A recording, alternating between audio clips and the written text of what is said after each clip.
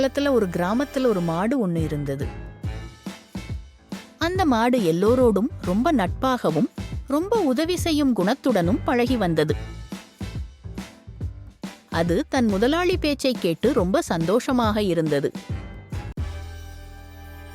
ஒரு நாள் அந்த மாடு காட்டுக்கு சென்று புற்களை சாப்பிட்டு கொண்டிருந்தது.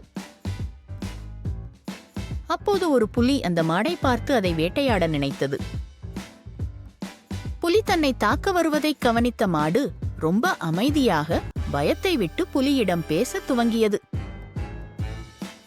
புலியாரே, எனக்கு ஒரு கண்ணுக்குட்டி இருக்கு. அது 2 வாரங்களுக்கு முன்புதான் பிறந்தது. அதுக்கு புல்லை எப்படி சாப்பிட வேண்டும் என்று கூட தெரியாது. நான் திரும்பி போகல அப்படின்னா அவனால பால் குடிக்க முடியாது. அதனால நீங்க அனுமதி கொடுத்தா அவனுக்கு நான் போய் பால் கொடுத்துட்டு திருப்பி இங்கே வந்துடுவேன். அப்புறம் நீங்க என்னை சாப்பிடலாம் என்றது. மாடு சொன்னதை கேட்டு புலி சத்தமாக சிரித்துவிட்டு சொன்னது, என்னிடம் இருந்து தப்பித்து செல்ல நீ பொய் சொல்கிறாய். நான் முட்டாள் என்று நீ நினைக்கிறாயா என்றது மூர்க்கமான புலி. அதற்கு மாடு புலி கிட்ட ரொம்ப கெஞ்சி சொன்னது, இல்லை இல்லை, நான் பொய் சொல்லவில்லை. பொய் சொல்வதை விட செத்தே போய்விடலாம். எல்லோரும் ஒரு நாள் செத்துத்தான் போக வேண்டும்.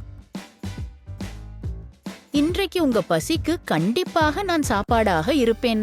தயவு செய்து என்னை ஒரு முறை போக விடுங்கள். நான் என் குழந்தைக்கு பால் கொடுத்துவிட்டு உடனே திரும்பி வந்துடுவேன். இதுதான் என் கடைசி ஆசை என்றது. அதற்கு புலி கொஞ்ச நேரம் விட்டு அந்த காட்டில் இருக்கின்ற விலங்குகள் எல்லாம் எவ்வளவு உண்மையாக இருக்கிறது என்று தெரிந்து கொள்ள நினைத்தது. அதனால் மாடு தன் குட்டிக்கு பால் கொடுக்க அனுமதித்தது புலி. உடனே பசுமாடு தன்னுடைய கிராமத்திற்கு சென்று தன் குட்டிக்கு பால் கொடுத்துவிட்டு அதனிடம் சொன்னது, என்னோட செல்ல குட்டியே, நீ நல்லா இருந்து எல்லாருக்கும் உதவி செய்யணும். யாரிட்டும் பொய் சொல்லக்கூடாது.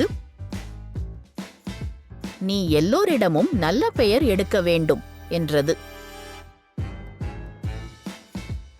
பின்னர் தன் வார்த்தையை காப்பாற்ற காட்டுக்கு திரும்ப சென்று புலியின் முன்னாடி நின்றது. மாடை பார்த்ததில் புலிக்கு ஒரே ஆச்சரியம். அந்நேரம் புலி யோசித்தது, இந்த மாடு தன் வாழ்க்கையை விட அது சொன்ன வார்த்தைகளுக்கு ரொம்ப மதிப்பு கொடுக்கிறது. இந்த மாடுக்கு தீங்கு கொடுப்பது ரொம்ப தவறுன்னு யோசிச்சது. நீ உன்னுடைய நேர்மையை நிரூபித்து விட்டாய். நீ சந்தோஷமாக சென்று உன் குழந்தை கூட வாழ். இனிமேல் என்னால் உனக்கு எந்த தீங்கும் வராது என்று சொல்லி அங்கிருந்து சென்று விட்டது. உடனே அந்த மாடும் தன்னுடைய கிராமத்திற்கு சென்று தன் குட்டியுடன் மகிழ்ச்சியாக வாழ்ந்தது. இந்த கதையோட நீதி என்னவென்றால், நீங்க உண்மையாகவும் நேர்மையாகவும் இருந்தால் வாழ்க்கையில் மகிழ்ச்சியாகவும் நல்ல நிலைமைக்கும் செல்ல முடியும்.